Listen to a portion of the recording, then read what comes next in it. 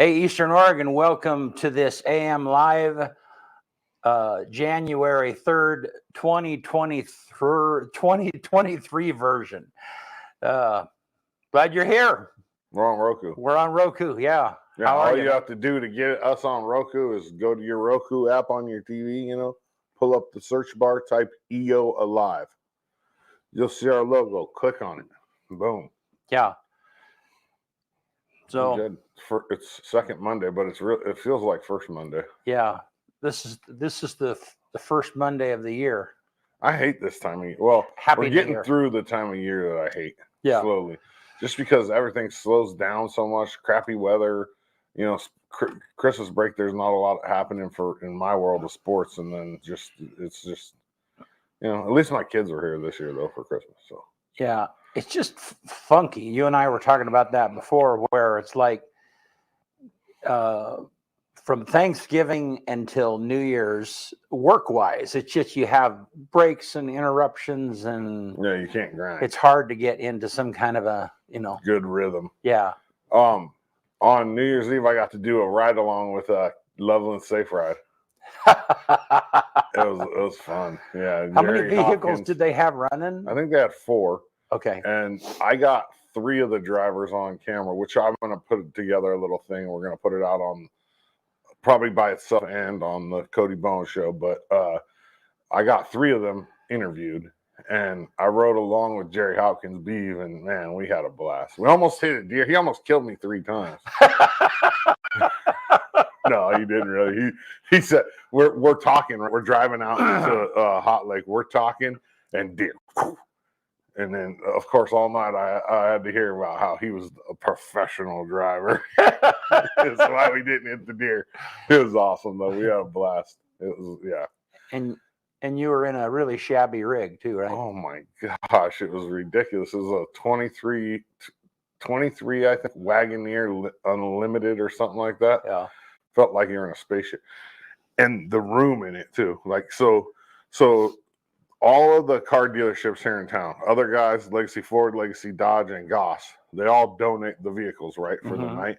Well, Jerry works at Legacy Ford, right? Yeah. So he gets the... And he's really the one who kind of heads up the program, too, right? Yeah. Yeah. And he's been driving for 21 years. Right. So he got to pick probably the vehicle. Well, and he gets all the prime calls, too. Like, he gets to pick up, all the fun people. Yeah. Yeah, because he knows them all. So, yeah. We go out to Hot Lake, we pile all these people in the car, and they all know him. You know what I mean? Like, so it was fun. It was fun. You know what's weird, though? So, like 2 o'clock in the morning, well, maybe 1:30, I was like, I need something to drink. We stopped. There's only one place open in town at that time of night, right? It's the gas station out on the strip, the little whatever it was. Yeah. Completely, I mean, it was open, but they didn't have anything in there. Like any... person or any products, yeah. Nothing. And he was like, we're closing. So they must be like doing a complete transfer, like, because that place is going to turn into whatever. It's a Jackson's. Yeah. And so they're getting all the product out. So, I mean, I had to get a fountain drink, but it was New Year's Eve. And he said, the kid that was working there, I was like, how many people have come in here for beer tonight? Like, he was like, dude, I don't want to talk about it. And they had no beer. All they had was like 3 bottles of wine. Yeah. Wow. On New Year's Eve, and they're the only place open in town. Wow. Yeah. It was pretty funny. Oh, TJ Jones, you're in LeGrand. That's awesome. Good morning. Yeah, it was a fun time though. We I don't know how many rides we did, but the coolest part about it, BC, the coolest part, no DUIs on New Year's Eve. Yeah, so it was successful. No DUIs. Yeah. Yeah, that's crazy. No DUIs. That just proves right there. Right. That it's effective. I mean, a town or a county as big as ours, you'd think there'd be at least a couple. Right. None. 0. And one of the things I did on camera was ask people where they heard about it. And I got one person said from us, one person said from Kevin Loveland's mom, one person said from a fly. You know what I mean? Yeah. Like so they're doing a good job of promoting it as well, because people are hearing about it from all different sources. You know what I mean? So which is perfect because that's what you want. You want people to know that it's there, and then they'll access it. And Jerry, he makes it fun. So like, it's not like a nuisance. You know what I mean? Right. Like, you might feel like if you're drunk, like borderline drunk, you know, oh man, I don't want to bother them, but it's not. You know what I mean?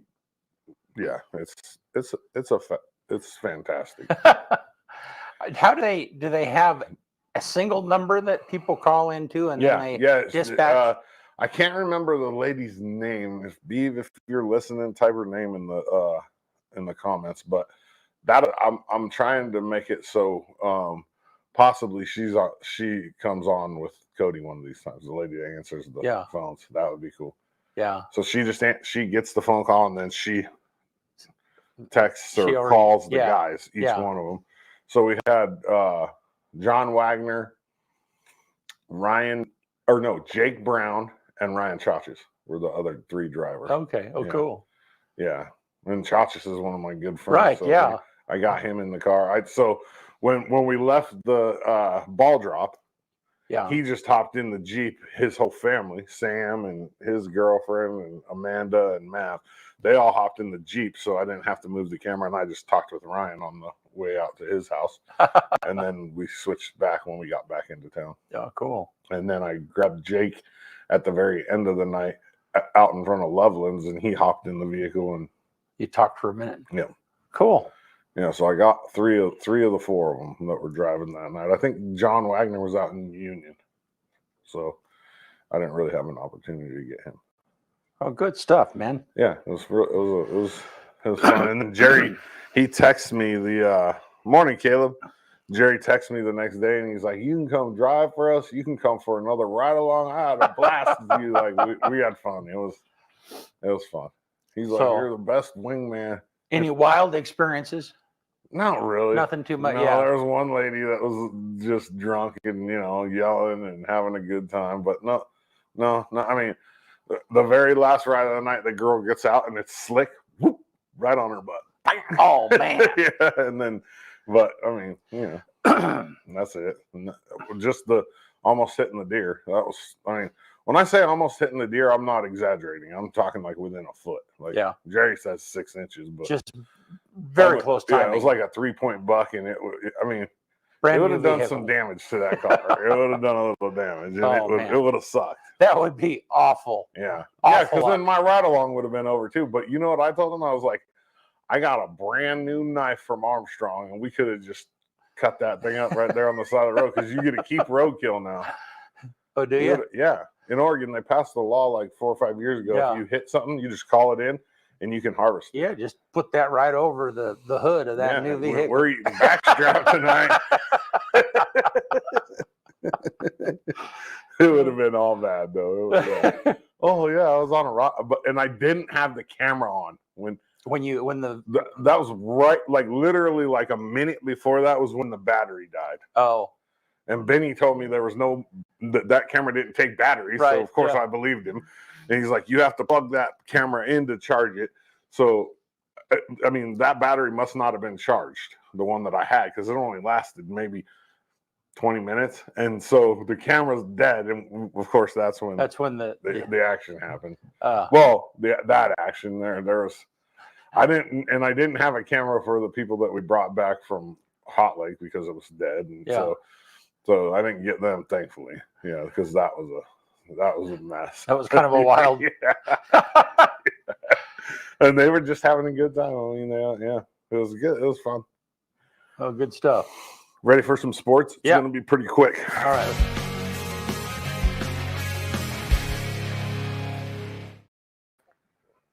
Sports. Oh, first off, good morning, bud. How are you? How's the hip doing? Sports-wise, tonight, 3:00 and 4:30, JV girls, JV boys basketball at home versus Mac High. 6 and 7:30, varsity girls, varsity boys basketball at home, LeGrand versus Mac High. EOU wrestling goes to Napa this weekend.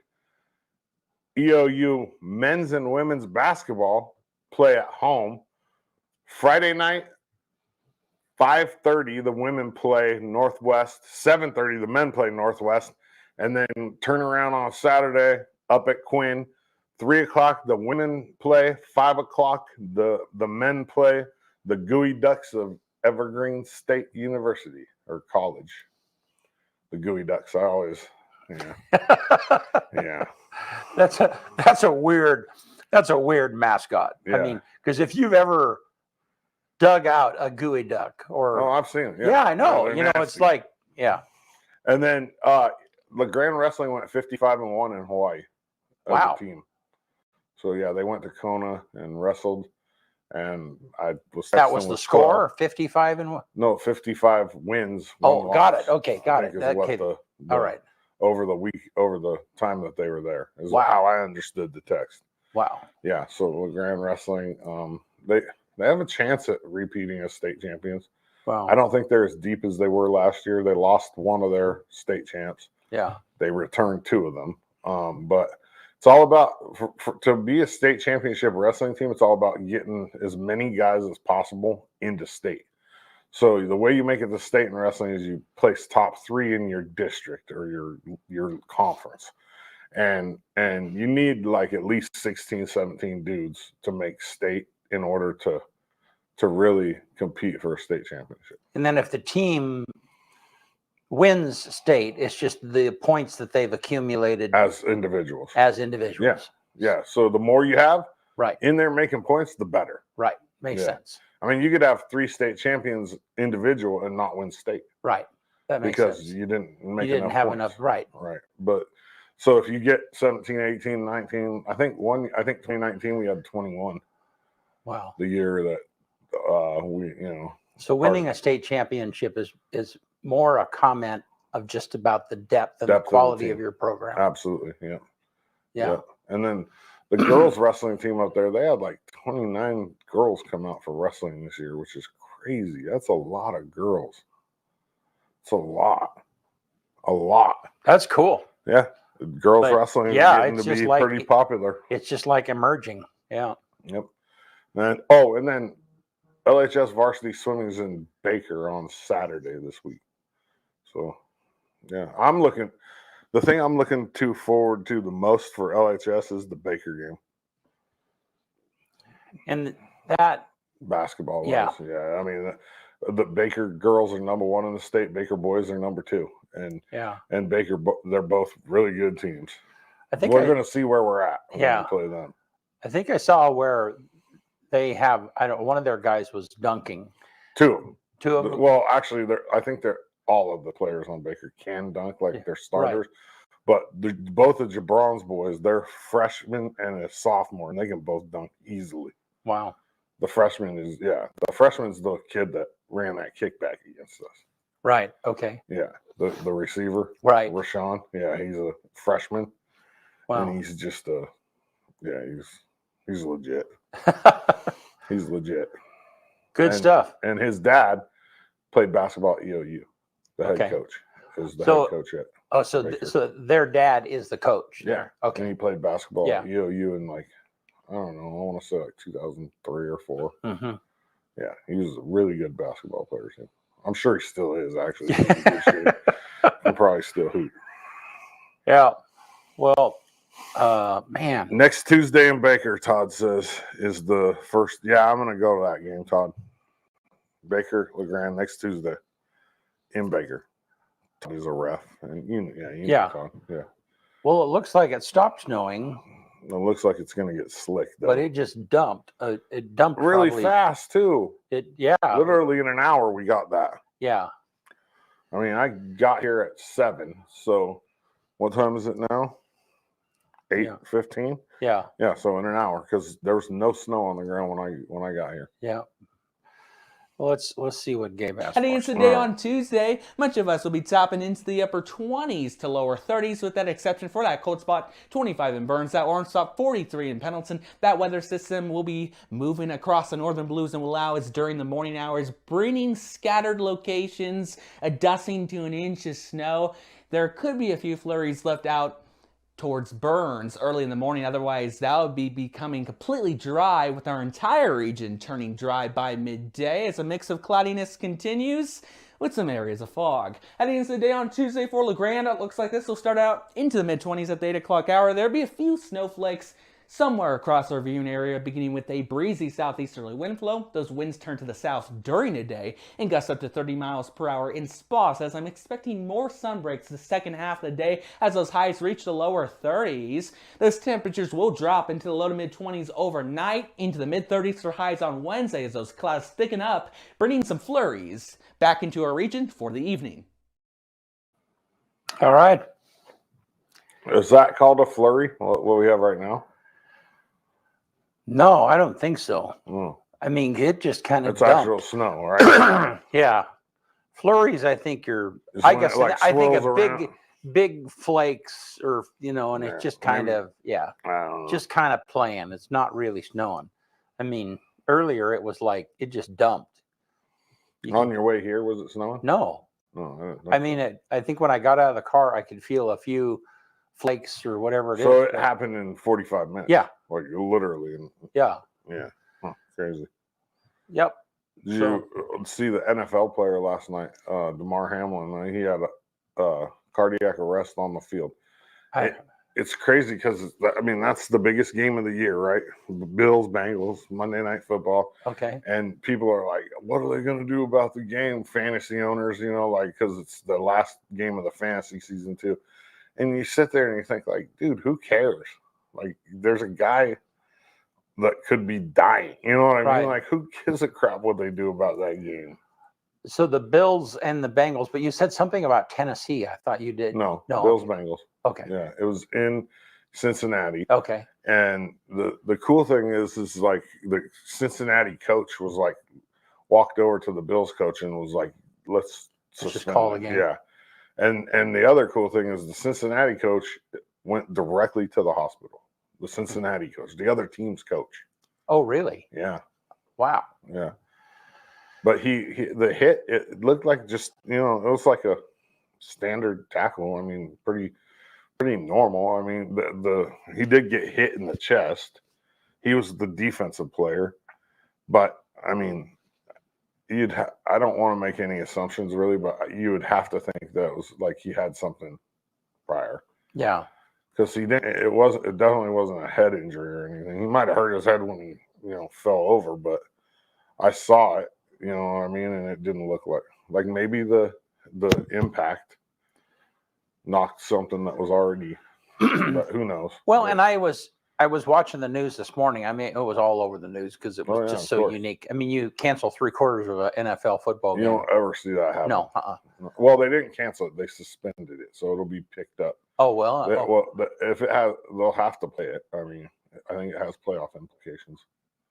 How in the world are they going to do that? Well, they'll pick it up where they left off.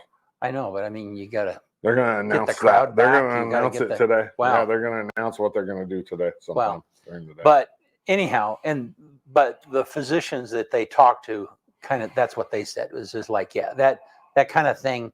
He said it happens in sports, in all sports. It might happen 25 times a year, Right. and to young people, and most of the time, because this guy was 25. 24. Yeah.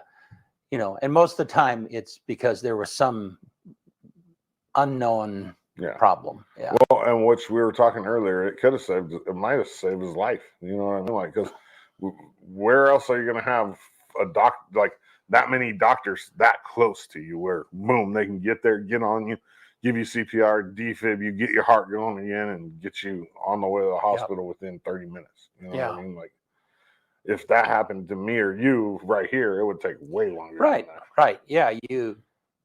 So the amount of time that his brain went without oxygen, for instance, was not very long. Yeah. Which is good. And that's what a lot of times will make someone suffer down the road. Well, yeah. Or, I mean, a lot of times they get put on life support after that because they're brain dead. Yeah. And Yeah. there's nothing to do. I mean, they can get their heart going usually again. Yeah. It's crazy. Praying for DeMar Hamlin, though. Yeah. Yeah. Hopefully he's okay. That's scary, man. Like, I can't imagine, like, if I was his parents or fan or teammate or just the people in the stands. Everybody was crying. Wow. Even the reporters had tears. You know what I mean? Like Yeah. that's just, and that's when it becomes bigger than football too. It's like screw football. Like, Well, this, and that's this is a young man. yeah, Like, and that's kind of what I saw on my own Facebook pages. I got people that are rooting for their particular teams, and they were all like, "Nah, none of this matters." None of to, it. Yeah. It's a life, like a young Yeah. life too. So Yeah.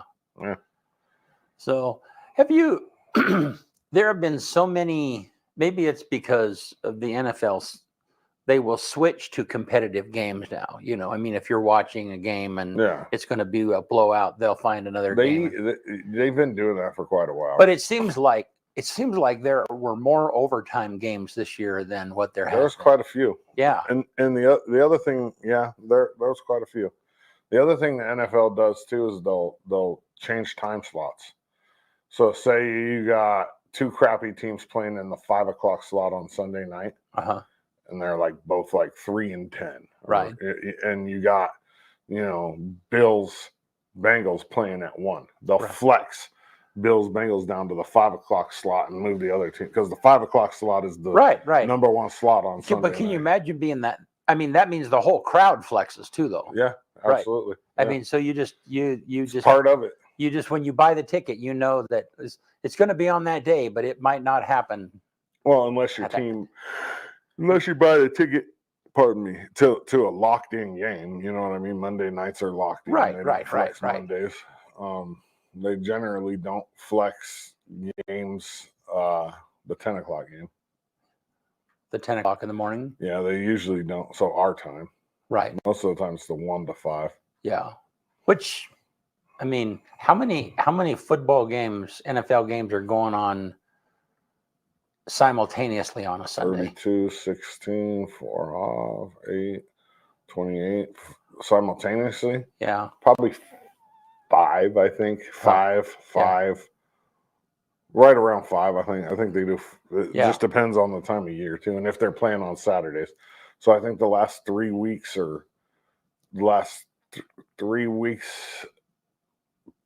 until the week before playoffs, they play on Saturday too.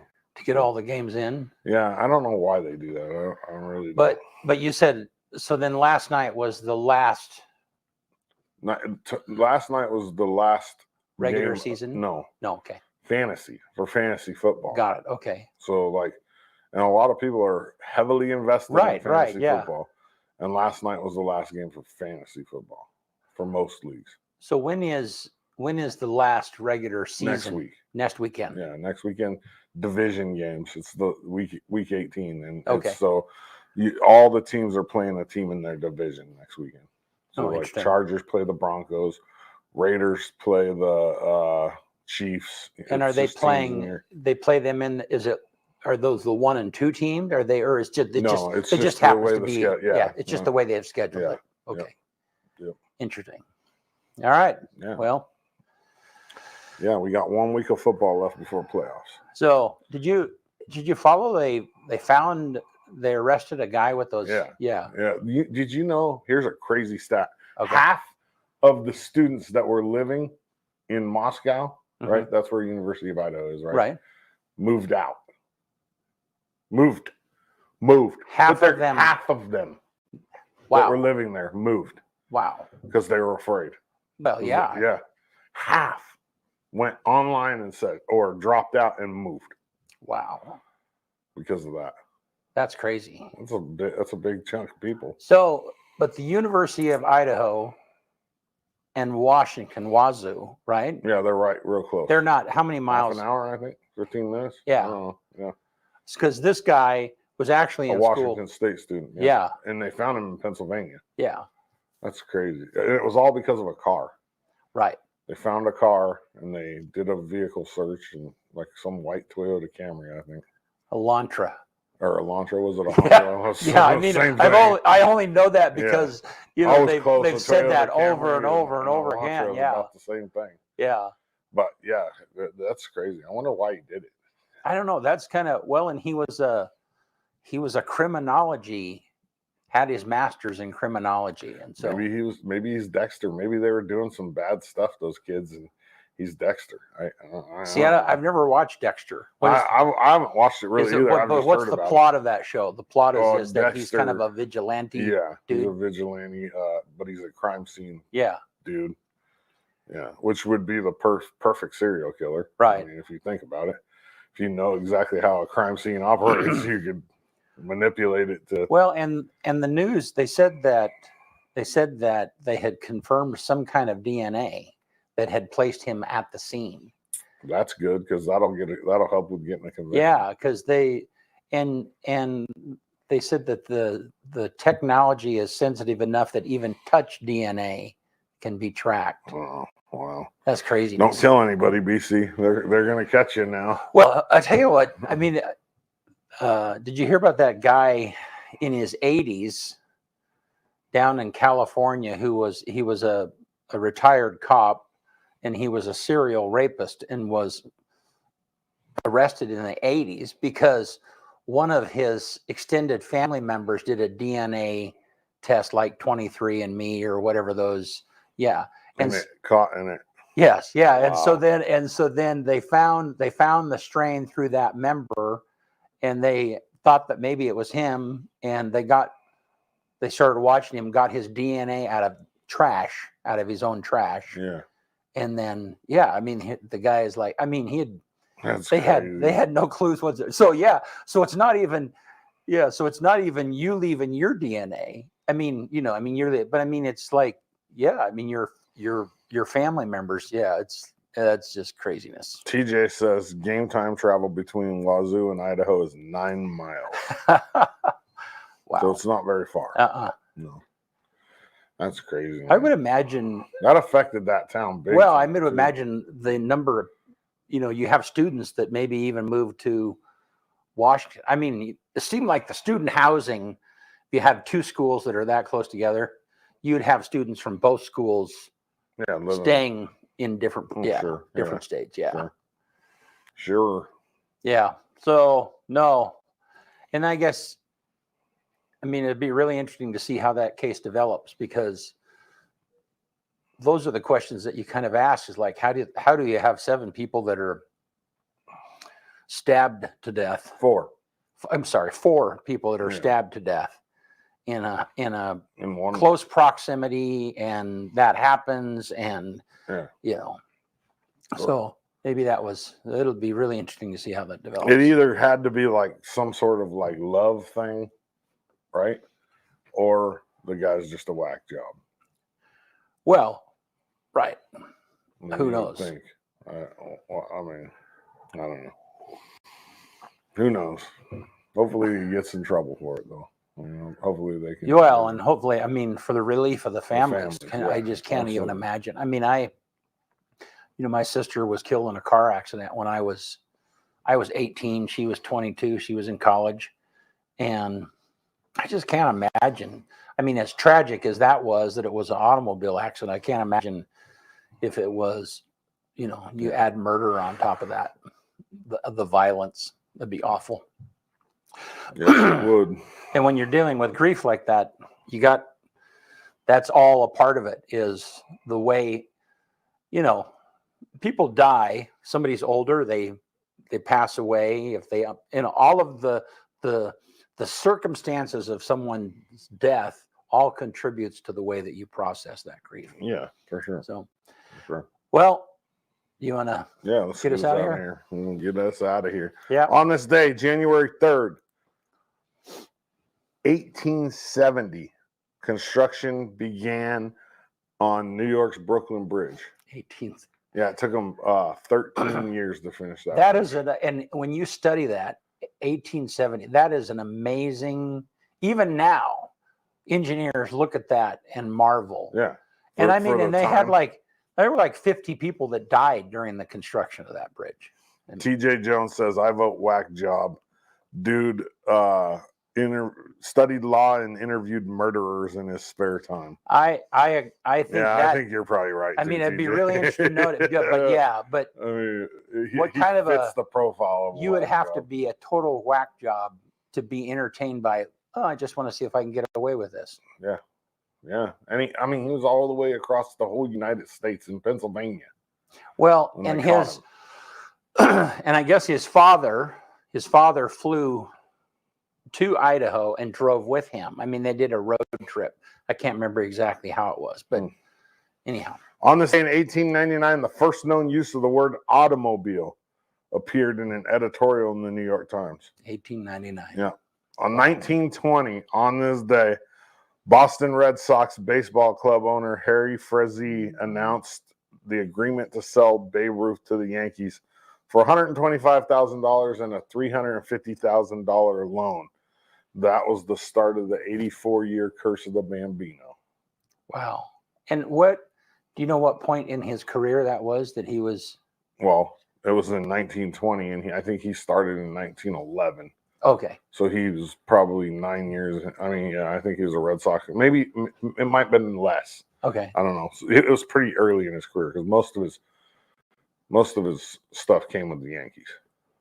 Oh, okay. Got it. Yeah. 1938, March of Dimes was established to fight polio on this day. 38. 1938. 1977, Steve Wozniak and Steve Jobs incorporate Apple Computer Inc. 1977 on this day. 1990, Manuel Noriega surrendered to U.S. authorities. 1990 on this day, January 3rd. Wow. 2009 on this day, the Bitcoin network was created. Yeah, it's the first block of digital currency is mined by a person or group of people using the name Satoshi Nakamoto. And that's like the creator.